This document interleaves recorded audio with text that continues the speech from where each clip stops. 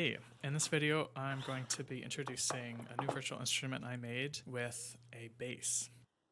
This particular bass happens to be about 150 years old. It's from the middle of the 1800s. You can see it's pretty weathered. Looks like it was repaired in 1970. Here's the name of the maker, William Tarr. Some basses have an extension on them, which adds a couple of extra notes at the bottom of the range. This bass has a pretty cool mechanism for playing those notes, where you press down the buttons and then it presses down these little levers which stop the string. It's kind of fun. If you play the bottom note in slow motion, you can see the individual oscillations of the string. After a bunch of recording and experimenting and editing, I decided to split everything up into 5 NKIs. Here's the longs instrument. There are 3 articulations. For this first articulation, I was trying to use a really slow bow so that I could get that deep, growly sound out of the bass. You hear it especially on the lower notes.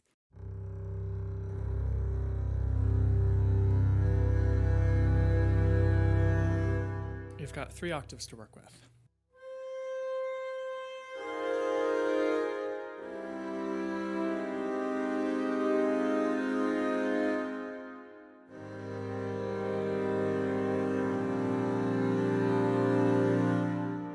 The bottom string of a bass is the E string. One of the cool things about making virtual instruments is that you can do whatever you want. So I just tuned the E string down to an A. It's so low down there that it's almost difficult to hear the pitch, but where it's really handy is when you layer the octave above, and then you add in, and maybe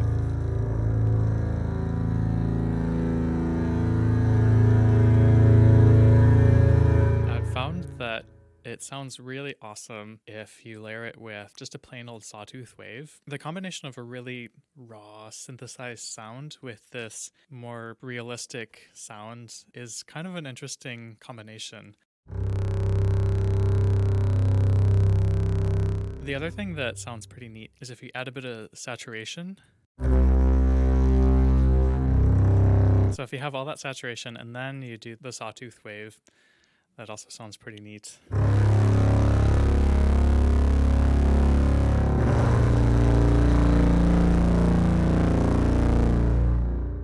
At this point, it's not even, you don't even really hear the bass that much anymore, but if you're going for that epic sound, it's pretty easy.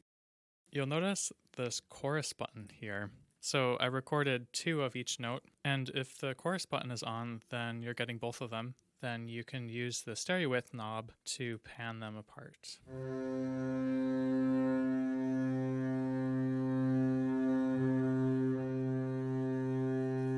When you don't layer any more than 2 basses together, it maintains that kind of soloistic, transparent sound. But because there's 2 of them, you still do get the benefit of the layering, and it's kind of fun to listen to after you've recorded it. It's like a bass sandwich for your head. In the string float instruments that I made before, I used this technique where I recorded normale versions and pontocello versions of everything, and then made it so that the mod wheel would crossfade between the 2. And I decided to do that with this instrument as well. Especially on bass, that low string when you do pontocello, it's really gnarly sounding.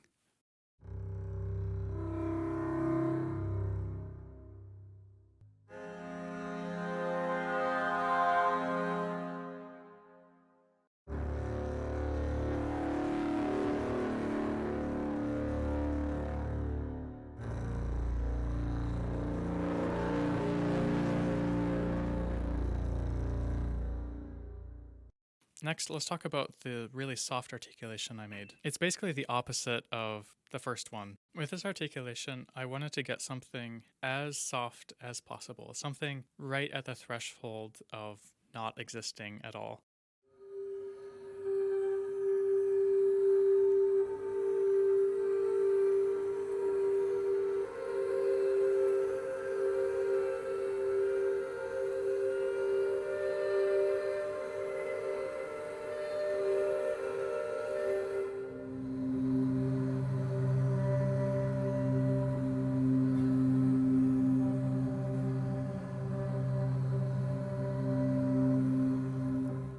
So to do this, I used fingered harmonics.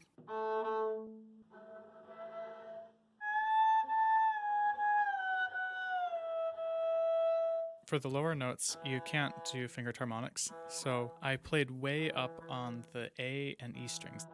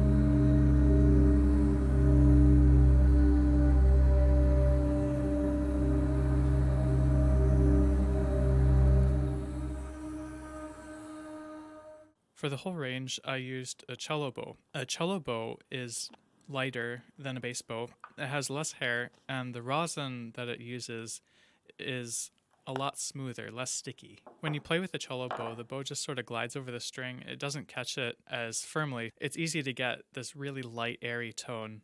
I mic'd it really close so you can hear a lot of that bow noise. I thought it would be nice to be able to get more of the fundamental tone, less of all of that airy sound. So you can low pass this articulation and it mellows it out a bit.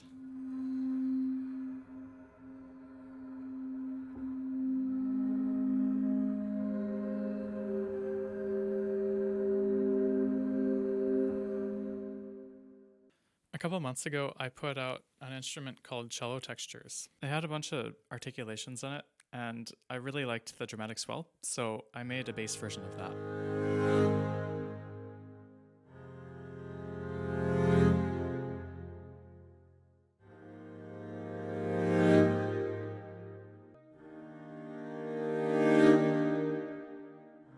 Just like the other long articulation, I recorded each note twice, and there's also a ponticello layer that you can crossfade to with the mod wheel.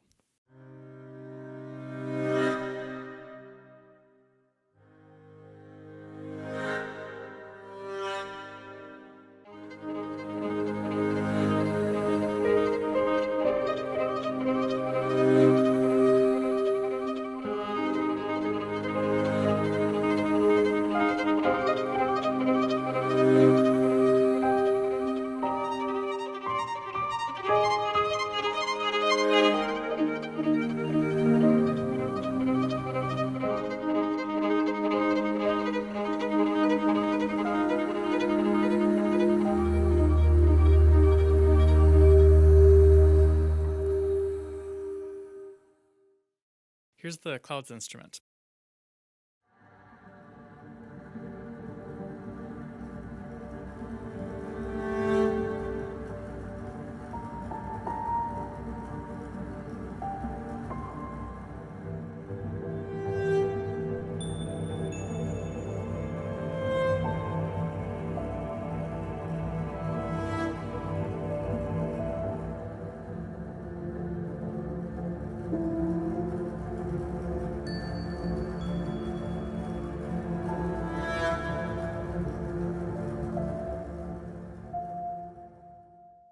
this has 3 textures in it which you can blend together.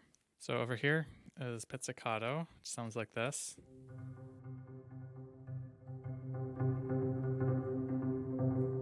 You can control its density, or just have it be.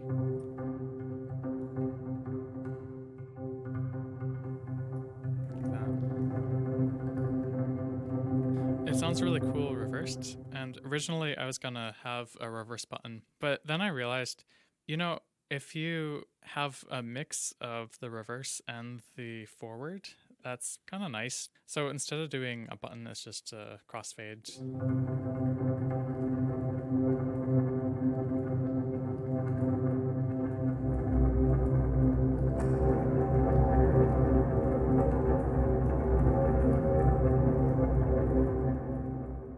Here we've got some envelope knobs. There's also a high pass option here because since I was miking it pretty closely and the bass is so boomy and resonant, there's these low frequencies that you get, which are kind of nice to have, but it's also good to be able to high pass them out.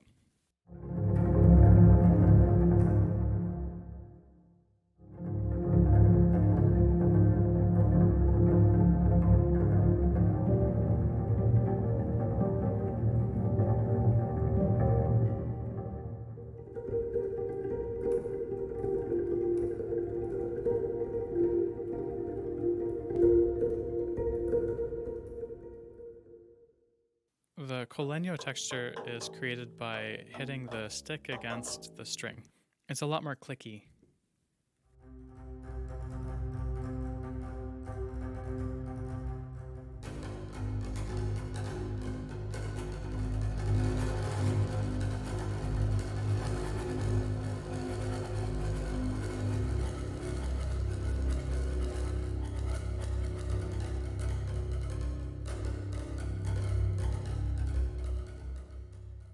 With tremolo on the bass, you tend to get a lot of scratchiness, which is kind of nice. It has an agitated quality to it, but because it's so low, you don't get much of the fundamental tone. It's just all scratch. So I decided to include this layer here, which is just a simple sine wave. And when you mix it in, you get that fundamental back, but then you still have the tremolo texture. Oops, not that much. Yeah, like if you do that much, it's kind of nice.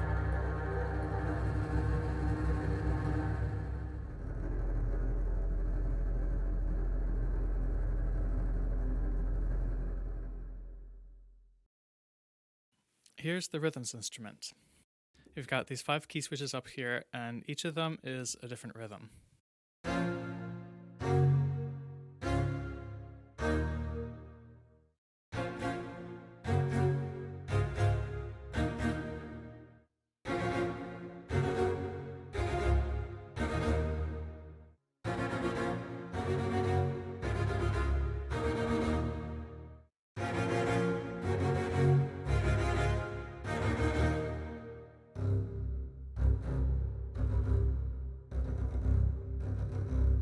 You have the same chorus options as with the longs instrument. So you can have either just one recording, or you can have 2 separate recordings and then control how far they are apart in the stereo field. If they're together, it would sound like this. If you pan them side to side, like the longs instrument, you also have a ponticello layer that you can crossfade to.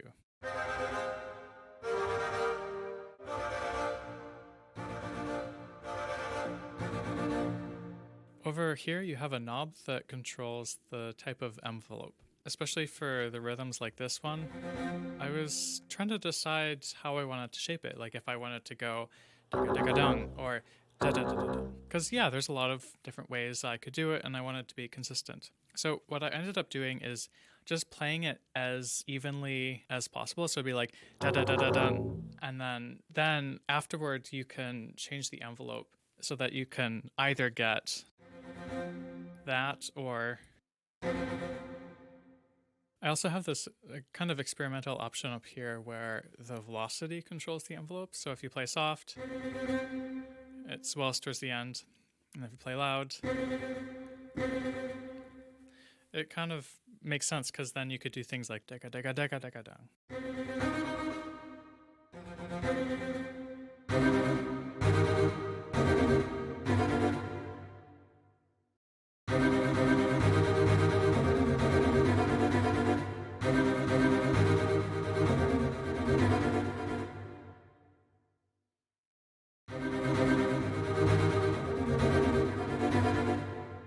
These 5 rhythms up here, if you just press one key, then you get the rhythm. But if you press 2 keys, then it will sequence them together and loop that sequence. The order that you play the key switches determines what order the rhythm will be in. So that's one way, or you could go.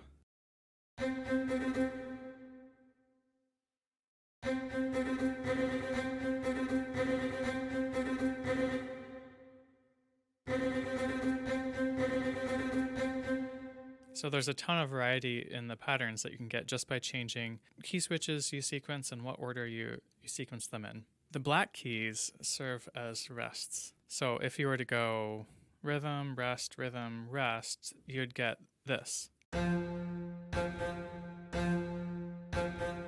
Let's say you had a rhythm like this.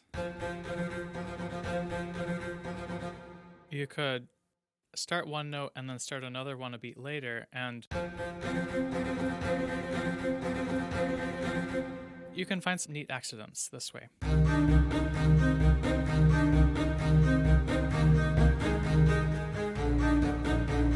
So what if you took the same thing and then changed the rhythmic pattern?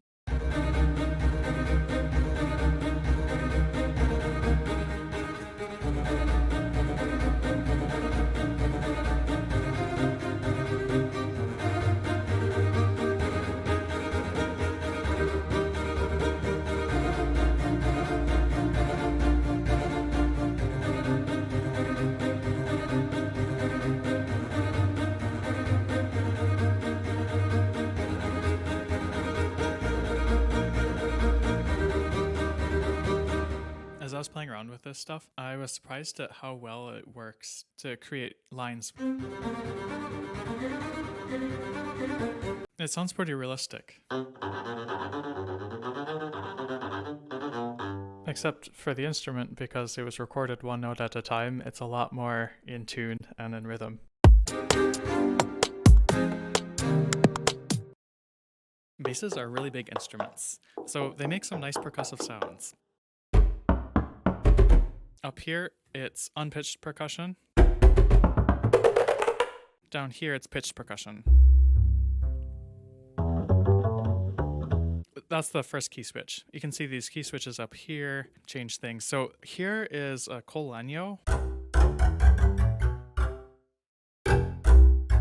Here's what that looks like in real life.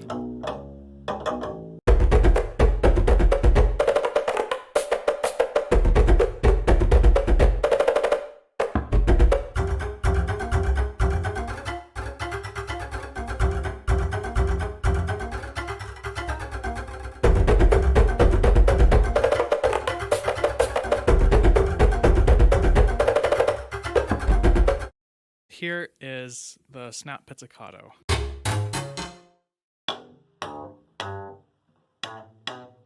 With the legno and the snap pizzicato, it's a really thick string, and if you really yank on it, I just love the way it smacks the fingerboard. It's very loud. It sounds nice when you have a couple of them almost at the same time, but they're a little offset, so you get more like clicking and smacking and stuff.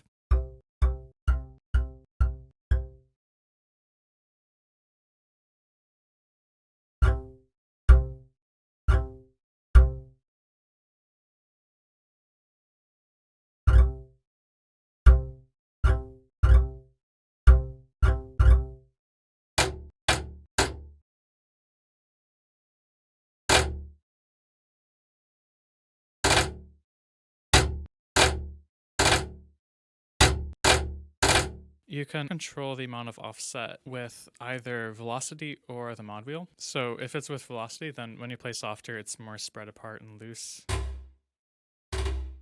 Like that. and then you play loud and everything comes together. You can also change this to the mod wheel and you get that. For the unpitched percussion, you have low thumps, where I just kind of smacked the front of the bass. You can play them at a couple different pitches. There's some round robin action going on there. There's also some different velocity layers. I included a knob for saturation because I think it sounds really epic on the percussion.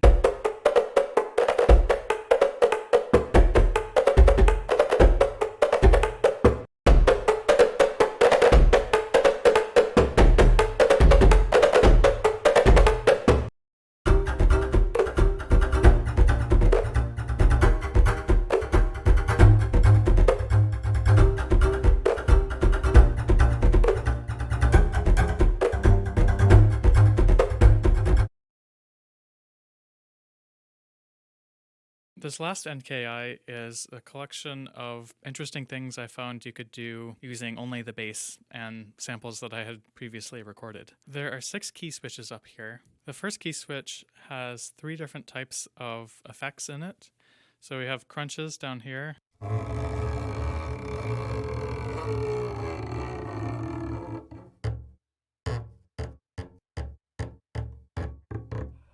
I just wanted to see what the grossest possible sound I could make was, and it's oddly satisfying, kind of like, fingernails on a chalkboard. The yellow keys are little sounds that you can get from the mechanism that does the extension.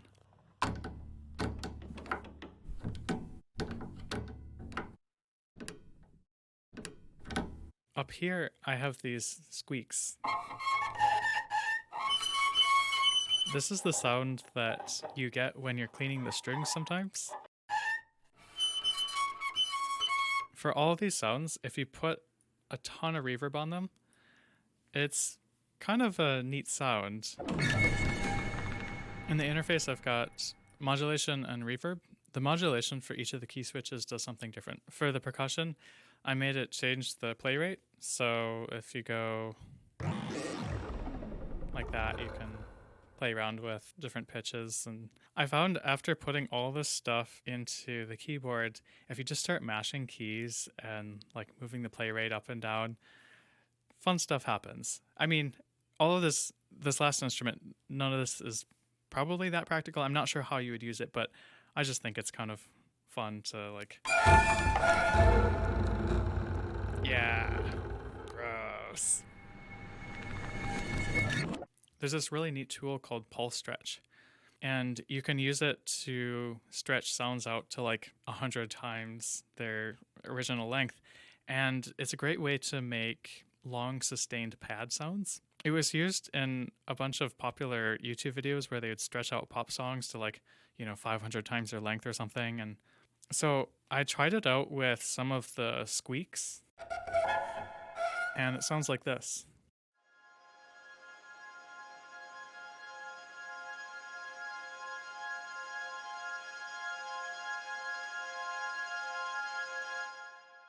I did this to 3 different squeaks. So this one is a lot less tonal sounding. There's extra harmonics and things that come in.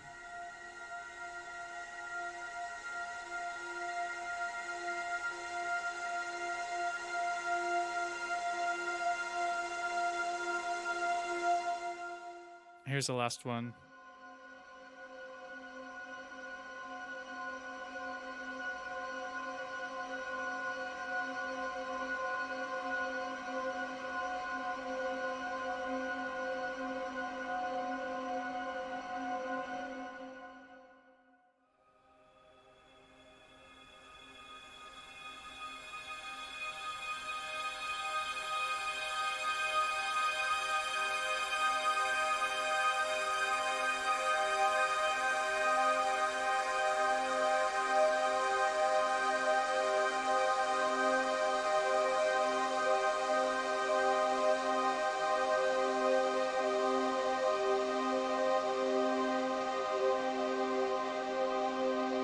For this one, the modulation crossfades between two different octaves. These last two key switches are kind of my favorite. They use this technique that I discovered a long time ago. If you arpeggiate anything pitched, then it sounds really cool. And if you have some portamento between the pitches,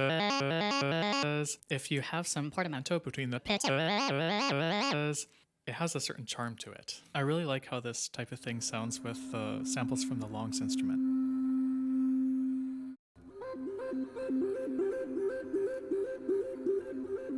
It makes it sound kind of synthy, but you still get the variation and organicness.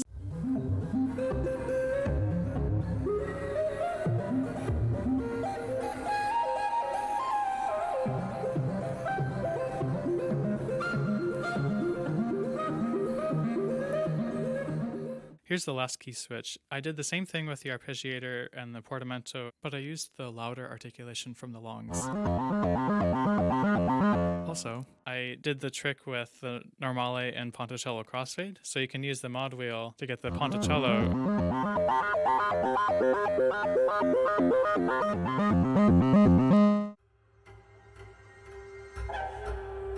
Here's something I started making using only these effects. Also a kick and sawtooth wave.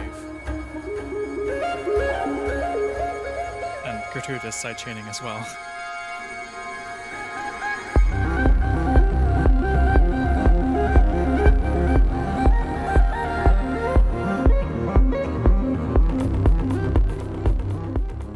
Well, this has been a very long video, so if you've made it this far, then congratulations. And I hope this has inspired you to play with sound and write music. So thanks for watching.